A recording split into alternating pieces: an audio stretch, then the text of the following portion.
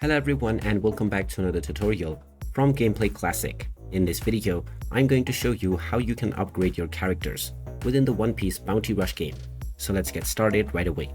First of all, open up the One Piece Bounty Rush game on your PC, and once you are taken into the homepage, before starting your match, click on the character/upgrade button at the bottom section.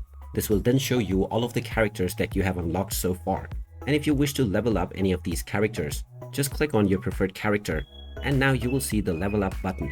Go ahead and click on it, and now you can choose how many levels you want to increase for this player. Click on the max button if you wish to use all of your EXP to upgrade this player, or you can use the slider to set your desired level.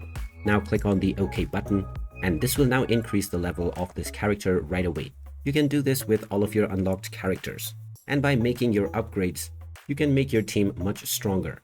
And there you have it. That is how easy it is to upgrade your characters on the One Piece Bounty Rush game. If you find this video helpful, don't forget to hit that like button and subscribe to our channel for more useful tips and tutorials. Thanks for watching, and I will see you again in the next one.